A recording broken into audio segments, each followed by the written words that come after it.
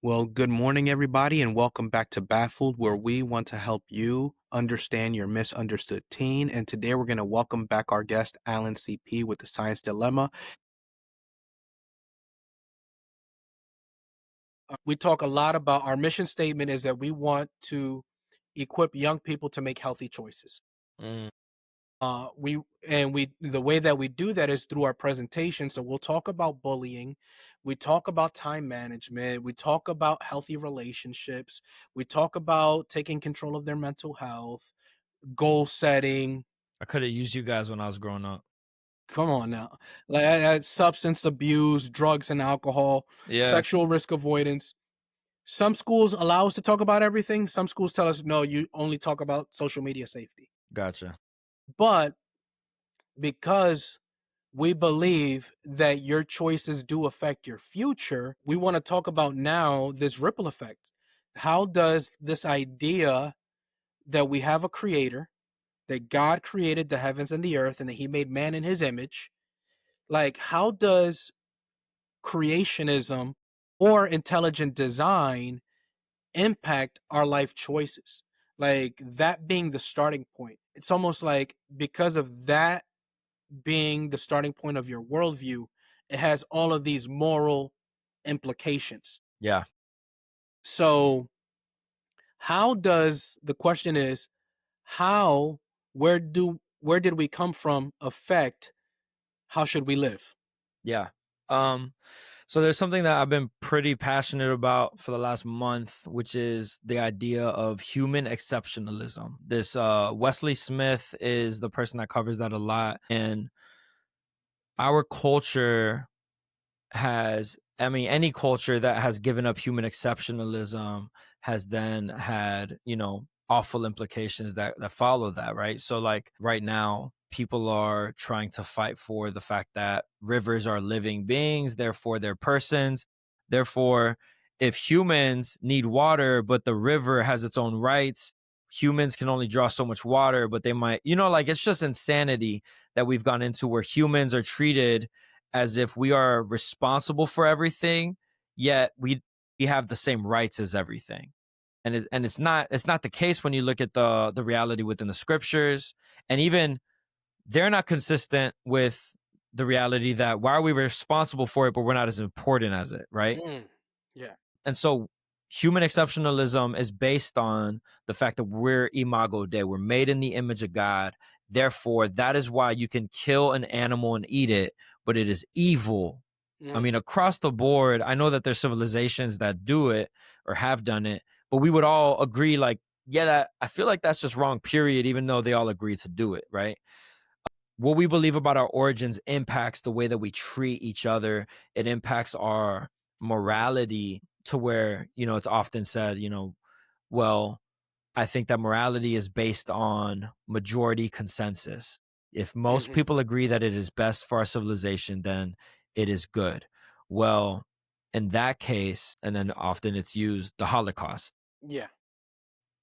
Yeah, yeah, So go for it. let's talk about that because a lot of the objections that we have will start off with like no, because I believe in God, that gives me the starting point Yeah, yeah, yeah. for morality, right? Yeah. But then they'll say, because this is where the whataboutism comes in, said, okay, I hear you, but your book Mm, has been used to destroy lives. yeah, Tell me that. yeah. So how do you kind of help students kind of see how do you, I was talking with a parent on Sunday at church, Hmm. and they're so because I was teaching in the kids ministry, and the son mentioned that he loves basketball and that Anthony Edwards Hmm. is his favorite player. And when I shared it with dad, and dad immediately was like, we try to separate the art from the person because he's not the best role model. And I was Yeah, like, amen. yeah, But with that comes in how can we help young people understand that Psalm 19 talks about that the law of the Lord is perfect, it revives the soul, that it makes wise the simple, that it makes the inexperienced wise. But even though the instruction of the Lord is perfect, that there are people hmm, who have twisted it. hmm. And so how do we help them kind of see that dichotomy that you and I have, Yeah. even because we're trying to tell them like, no, this is the God is the starting base. Like because of God, because of Jesus, we actually can we have a moral imperative. Mm. But then they come back with, well, if you say you have the moral imperative, but your book Has mandates, problems in it yeah, that yeah. Yeah, I mean, I can't say that I always do well with that, like with answering those questions. I often just go to what has given me comfort, and what's given me comfort is that the context of the whole Bible isn't those things. Like it's the Bible isn't demanding of us to kill others, right? The mm-hmm, context of it is to bring redemption, reconciliation, to love the weak, to stand up for the weak, mm-hmm, to stand up for the oppressed. It's constantly loving the Imago Dei and worshiping God in a wholesome way. Now, are there narratives within the Bible that like are problematic for us within our context now, and that we would say like, oh yeah, are there answers that some theologians have and some people say, well, that's not good enough? 100%. mm-hmm, But the overarching theme of the scriptures is that God wants his people to flourish. And mm-hmm, God wants his people in right standing with him so that he can flourish alongside of us, or that he could be our flourishing, really, because he's the point, right? And so the theme of the Bible is good. It's not turmoil. Now, yes, people have weaponized it the same way that something made for food can be weaponized into murder, right? mm-hmm, So a steak knife could then be used to kill somebody. That doesn't mean that it was designed to kill. It was designed to use on a steak.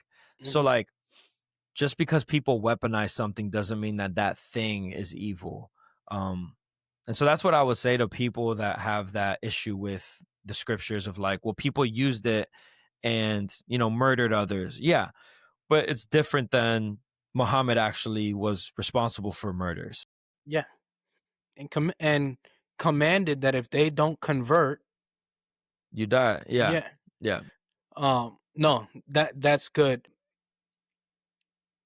So going back to like just the starting point that we are created and influencing those decision making.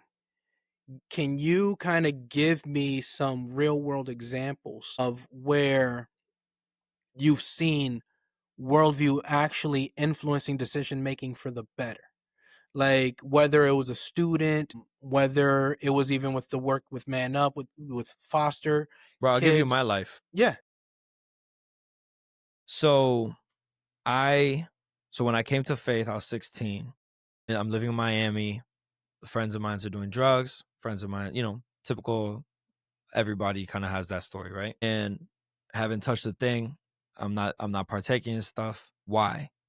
Because I understand that my life does not belong to me. That doesn't mean that I don't sin. That doesn't mean that I Mm-hmm. don't struggle, but that the theme of my life would be I am owned by God because he is my creator. So I like the understanding of where do I stand on this pecking order of decision making, Um fast forward to now, 3 years ago, my twins that we adopted. So we adopted, we also have a biological.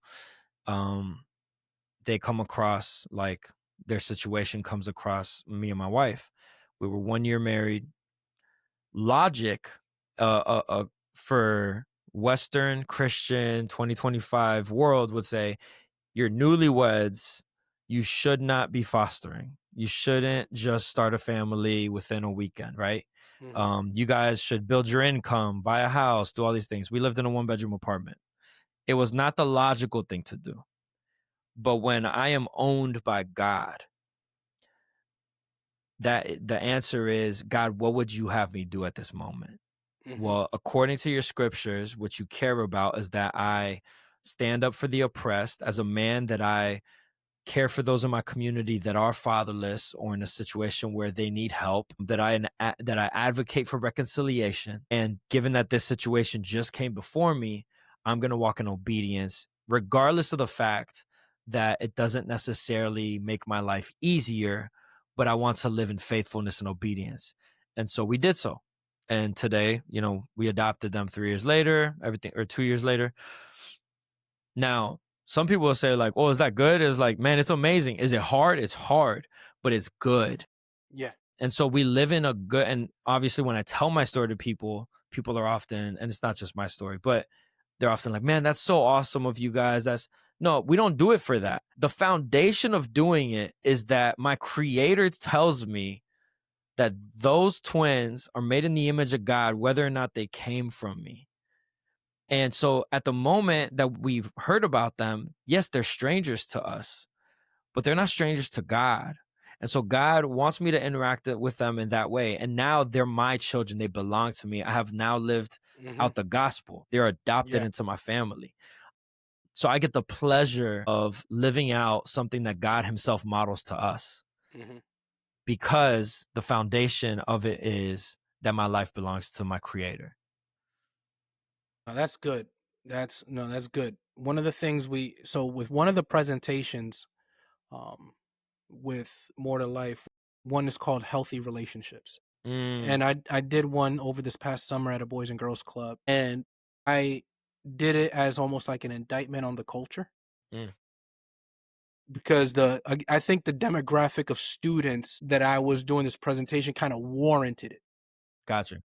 So in the presentation, we talk about what are the foundations of good, healthy relationships. So we talk about trust, communication, boundaries. But in that, I used a lot of simple Matthew 7 golden rule. And again, because a lot of these are secular environments, I'm not using the Bible explicitly. For sure. I just asked them, like, hey, how would you like it if you were treated in Mm-hmm. this way? Mm-hmm. If someone ghosted you, how would you like it if someone got your sister Yeah. pregnant and abandoned ship?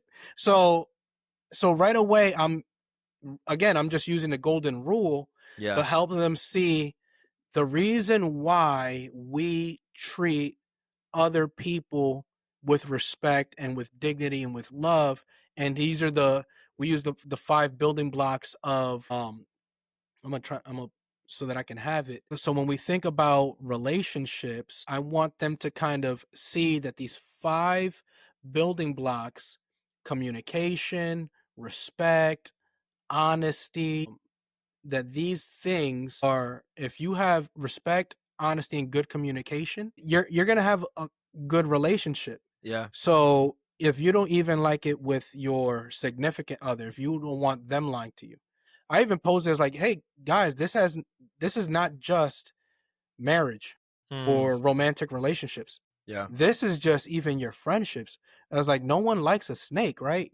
Yeah. You don't want someone to backstab you, right? So we are telling them these things because we want them to have make good choices when it comes to their relationships. So Yeah. when we think about just the role of community and relationships, and thinking about not just teaching them, like, again, from creation, Mm-hmm. we can get the reason why we should have a good relationship. In the garden, God said it's not good for man to be alone. So right away we have a theology of relationships from the outset. Yeah. So with that, how can the role of community and also like external, like you mentioned building 28, just having a heart for intergenerational relationships, intergenerational discipleship, how can those things kind of be a catalyst with, discipling our young people?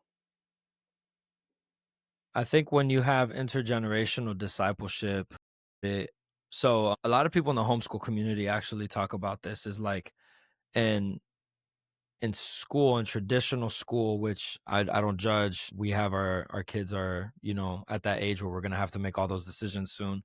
But everybody's different. But the in the public school system and typical schools, that socialization doesn't model the reality of the world, right? That everybody's the same age in development.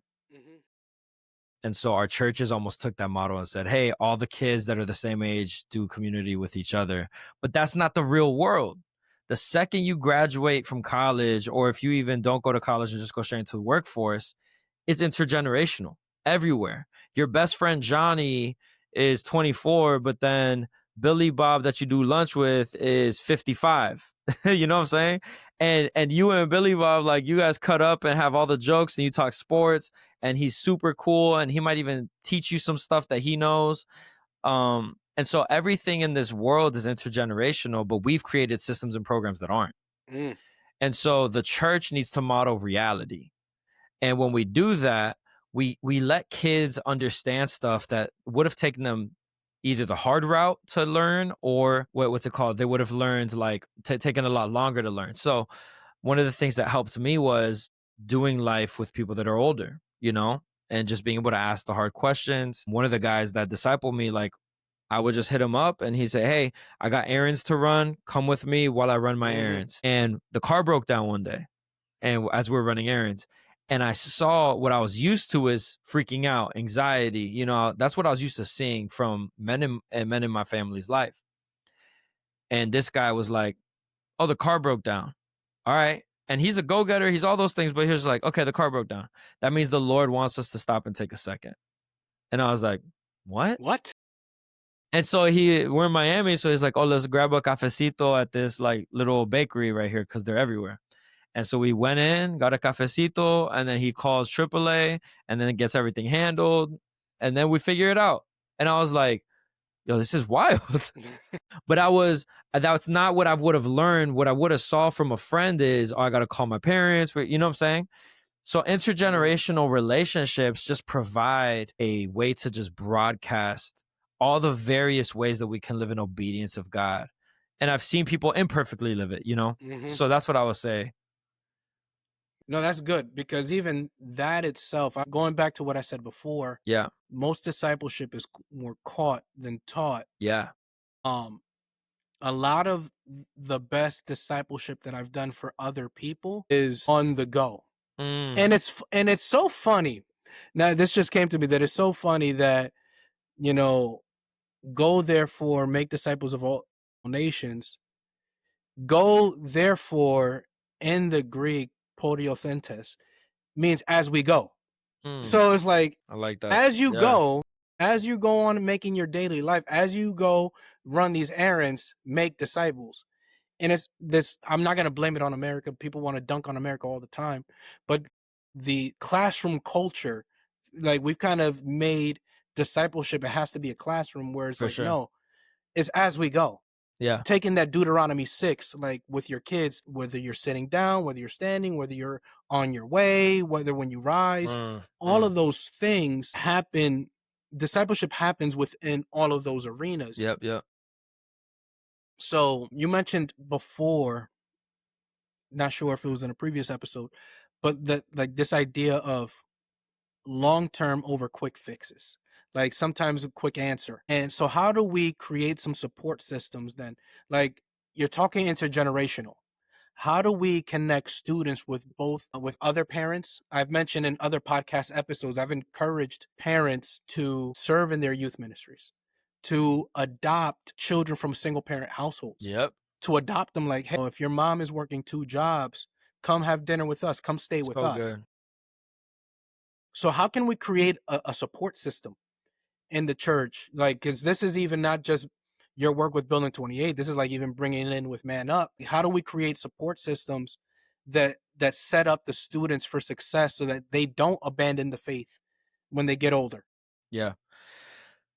Number one is know your situation and know yourself, right? Like, you have to know what are your strengths, what are your weaknesses, in the sense of what can you do so that you don't set somebody up for failure. I think that that's just important. Like, for us to know our situation and what the Lord's doing with us. From that, because some people probably shouldn't be bringing a kid along with them, depending on, their life is just falling to crap, and then they bring a kid along with it, and then that kid's just re-traumatized. So I would say is knowing where you are, what season you're in, being intentional about being in a healthy relationship season within your family system and with the Lord, and then having conversations that lead to you being aware of those that are in need within your church. And so one of those things would just be talking to your pastors and saying, hey, we'd love to disciple some students. And, this is what we have a heart to do. Is there anybody that comes to mind Hmm. that we could, and just finding out like what areas of your life are you able to invite them into in that season. But actually, I was going to ask you because I'm figuring that out right now. Hmm. Like Yeah. most of my understanding of that was actually what was done for me. I'm figuring out the balance of that now because I was at like, we blew up so fast that I was like, how do I manage this where it's not just me getting dinner or coffee with people, but bringing them along and then respecting family boundaries, whatever it looks like, and not overusing the word boundaries to then not do Yeah. discipleship. Yeah. So what are your Bro, takes on it? this is something where I have a supportive wife who, like, the moment someone calls asking for help, she's the first one saying, go leave.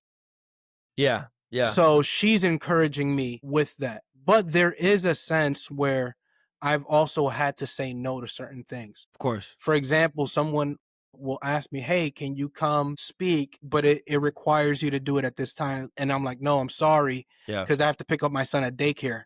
yeah, And then can somebody else? I was like, no, I have to go pick up my son. I'm sorry. yeah. So even that isn't almost like me telling them I'm valuing my family. But then I've always had a heart for connecting people where I know I'm going to lack. So even, for example, if I'm at church on a Sunday and I meet someone that, for the first time, and I typically lead off, hey, I don't believe we've met. I haven't seen you before. Mm, I don't come in saying, hey, is this your first time? I've learned that, that might offend somebody. yeah, because they've probably Yeah. been coming here for 3 months and I'm just now seeing them. And they're like now gonna feel more unseen. Yes. So I was like, hey, listen, I don't believe we've met. I haven't seen you before. How long have you been coming here? Oh, it's your first time. Oh, Yeah, yeah, yeah. That's good. so I let that come in, and then as I'm getting to know them, um, I want to plug them to people who can kind of be a blessing or a resource to them. So even in the kids ministry, I'm sitting there. So a parent may come and say, hey, this is X, it's our first time here, XYZ. I'm looking into the classroom of who can this child, whether it's a boy or girl, who are they going to connect with easily? Yeah, yeah, So how can I make this transition very much more easy on the yeah. student?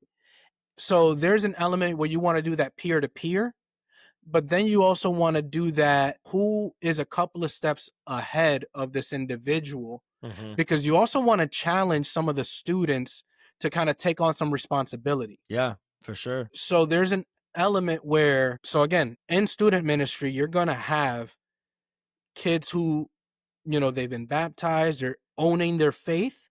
And those are the students that are like, you know what? I'm going to entrust you with helping this student come, disciple. I'm going to bring you along.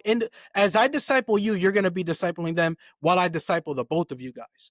So it's Mm, almost like you're going to kind of help this individual. And again, it's not done perfectly. A lot of my best discipleship, I kid you not, was when, again, seasons of life. When I was a single guy, a lot of my discipleship with young men happened not with, hey, let's go grab coffee. It's come over my house and let's play yep, 2K. yep, yep. And as we were playing 2K, we were just having deep conversations about the faith. Yeah. And it was just life. Or, hey, I need to go to the mall to go buy something real quick. Can you come tag along? Mm, And as we are in the car just having all these phone calls, like just having a conversation, or even now in this current season of life, what I've tried to do is like, because I'm not a handyman, hey, can you come help me put this bed together? It's a 2-man job. yeah, So it's that's like, good.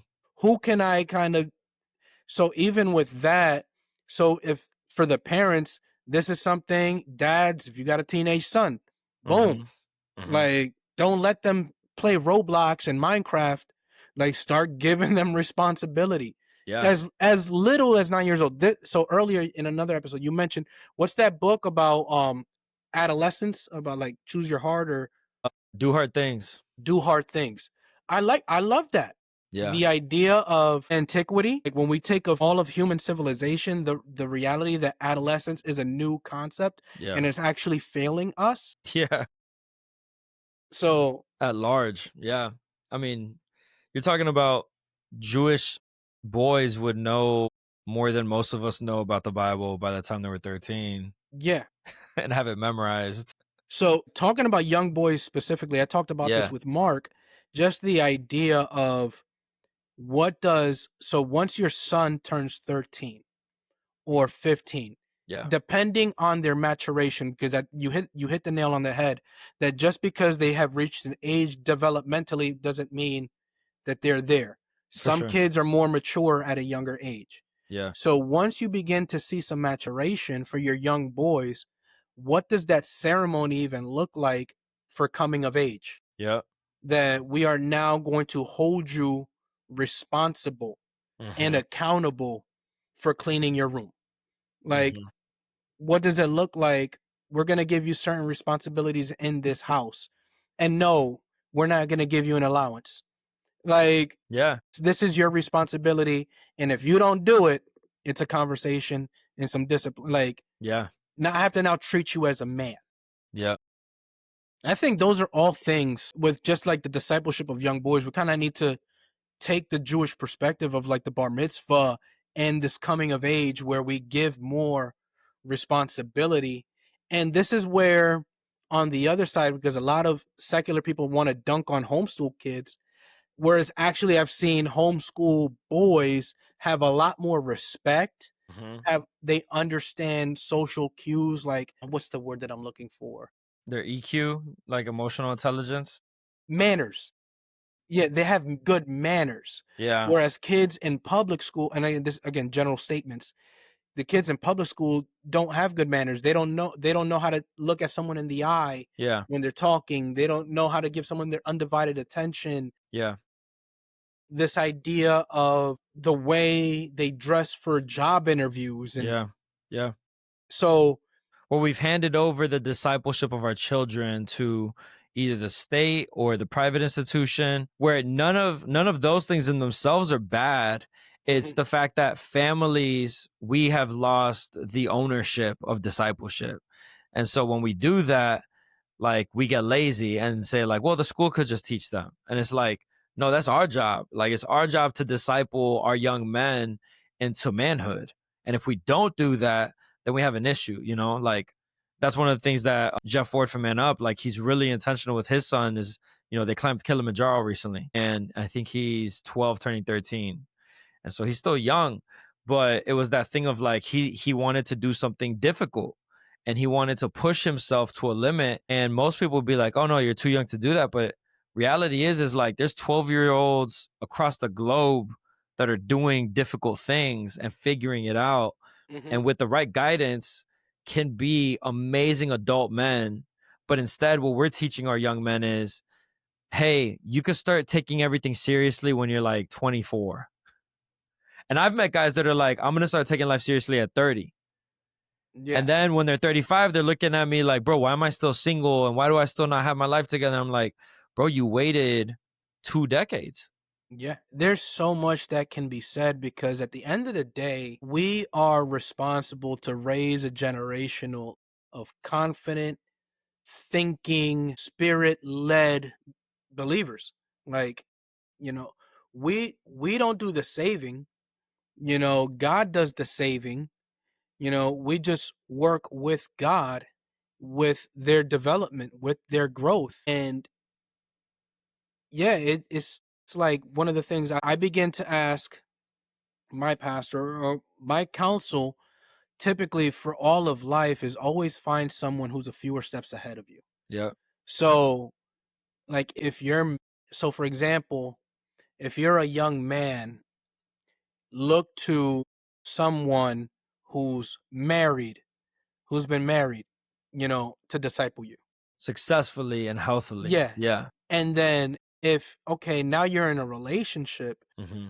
look to someone who's married with kids and they have a healthy marriage, and you can kind of see, because you want, like, as someone is dating, you're trying to also pick up on values and intentions, like 100%. all of this. So you want someone again who's kind of ahead of you. And now when you're married, you actually want to be discipled by the empty nester. Yeah. Like, so there's all this intergenerational discipleship. And I just tell people all the time, I think in America, this is a generalization. We've defined discipleship of just getting people established in the faith rather than thinking discipleship is holistically. Mm-hmm. So like, even, hey, if you're in college, you should be discipling kids in middle school or in high school. Yeah. Like, Yeah. they look to you as someone further ahead. Yeah. So like, there's everybody has responsibility.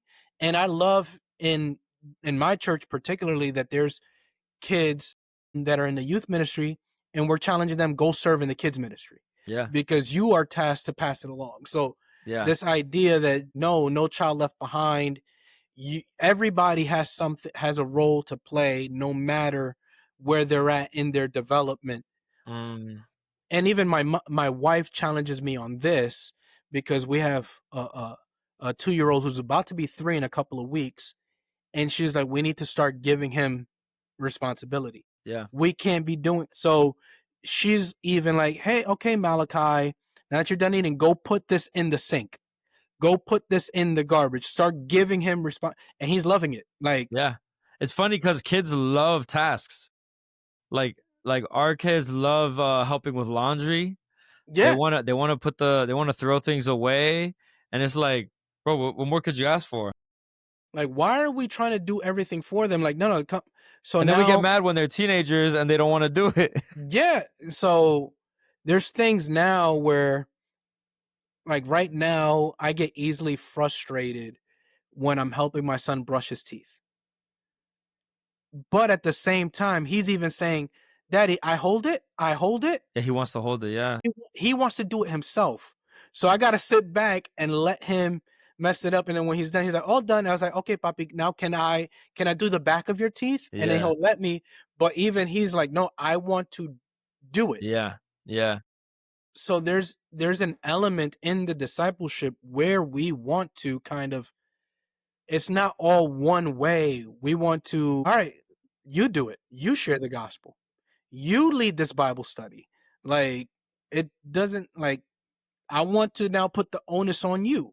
It Mm, doesn't matter if you're 12 years old. Okay. You're leading Bible study this week. yeah. Well, that's the thing, is that we're vessels, right? Like, and so a vessel unused will rot. It'll Mm, deteriorate. Anything that that's isn't good. moving ends up going, like, life is a stream. So if you don't move, you then get taken by the current. So like, we have to be moving. We have to. I talked to when I was doing like high school boys ministry. Like we would talk about this. Like, hey, when we go to youth camp, did any of y'all struggle with watching porn? And all of them like, not at all. I was like, why? Because we were too busy, like getting in the word, doing community, discipling people, having godly conversation. It's just a full week. When we go to a missions trip, are you struggling with that? No. Why? Because everything is about the gospel and the kingdom. But Mm-hmm. then when you go to your normal life, all the systems in place aren't driven for you to be kingdom minded. They're just all consumeristic. So then naturally you're like, what? Well, what else would give me another dopamine high?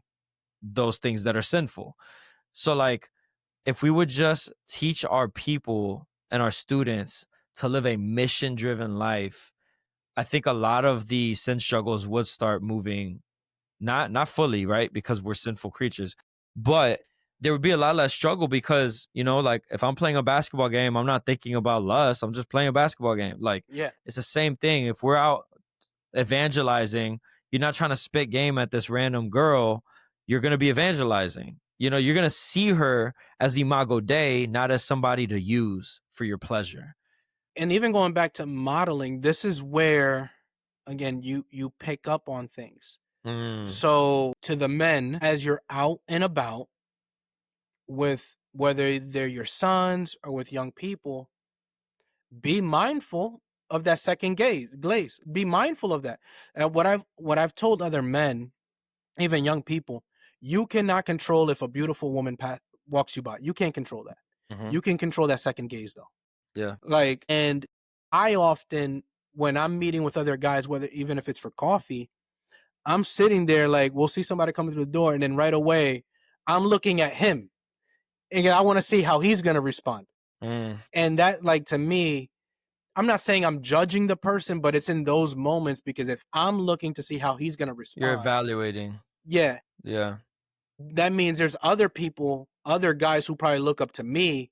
They're evaluating. Let's see how Jonathan responds Yeah. to this. Is he gonna look and validate what's natural, human, sinful, manly disposition? Yeah. So yeah, 100%. Yeah. Like how you respond to that will then be something that they see like, okay, if that's how you respond to it, then it's okay for me to, or yeah, whatever. Yeah. yeah. And I'll land a plane here. One of the biggest thing I think, one thing we haven't talked about, but super helpful, modeling humility via like confession and repentance. Mm. Mhm. So I remember, and this is not to toot my own horn, but something, I'm just like you. I like, I like to mess around, like to have fun, like to joke.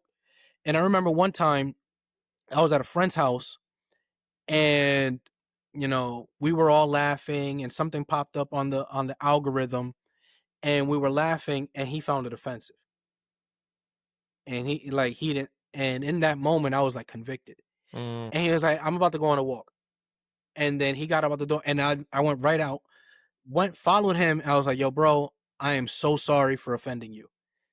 I didn't mean to. I was just trying to be funny, but I realized that I offended you." And he was like, "Nah, it's good. I appreciate it." And then later that night, he texted me privately. He was like, "Yo, you repenting on the spot says a lot more about you than other people. Most people would have Mm. just let me walk. But like you picked up, oh snap, I offended offended them. I What? offended him. And you repented, you caught it on the spot, and it says a lot about you as a person. Mm. I know we're not all perfect. I know we're all gonna make mistakes. I Yeah. know we're gonna unintentionally sin in one way, shape, or form, but most people are gonna see if like does our level of repentance actually match like Mm. our confession. Like Yeah. so like when we're wrong, like do we take responsibility and repent in the moment? Exactly. Yeah. And that's all founded in what, right? Is like, well, this is what the way that God has structured everything is that he wants us to be right with one another the same way because he wants us to model how he has made things right with us, right? So I mean, yeah, basically all you guys were modeling is the reconciliation that we crave Mm-hmm. with God himself. Yeah. That's good. Yeah. Yeah. So, Alan, where can people find you on social media? So my handle is Allan and then CP. So ALLANCP1. That's just on Instagram. That's where I do mostly everything. And then we also have the Science Dilemma. You just look up Science Dilemma on Instagram or on YouTube. And then we also have Everyman Patros, which is the podcast with Man Up and Go. That's awesome. That's awesome. And anything, are you guys cooking up on anything right now, or? We're working on the next season for Science Dilemma. We're figuring that out. We got some conversations coming up to decide what avenue we're gonna go. We obviously have the podcast. That's been awesome. Just talking to some I mean, that's the greatest minds that I've been able to talk to. But they're all dedicated to like seeing how science points to an intelligent designer. So these are guys from Duke University, PhDs to Princeton to wherever else. And then on the Patro side, yeah, we're just constantly making like another series highlighting what's going on in the community and then just working with the people that we work with as far as like pastors, church engagement, and then those that are boots on the ground. Yeah, I followed the one that you guys did on the Jonah series, and I saw a few of my buddies on there, John Antonucci and Ken Yeah. Thompson. Yeah. I was like, oh, that was dope. Like inviting guys in to speak into that. So that was dope. Yeah. Yeah. We want to be as connected with the pastors in the local Tampa Bay area as Yeah. possible. And I mean, throughout the states and Yeah. nations. But yeah. So, man, thank you so much for taking time out of your day to be with us. To anybody listening, make sure you go follow them. Make sure you subscribe. Same thing here. Make sure you like, subscribe, share. So, yeah, catch you on the next one. Appreciate you, bro. Well, thanks for joining us today on this episode of Baffled. If this episode resonated with you, leave us a review or leave us a comment, and be sure to pass it along to someone raising or discipling the next generation. If you're watching this on YouTube, make sure you like the video and subscribe to this channel to be notified for future episodes. Again, my name is Jonathan, and see you next week on Baffled.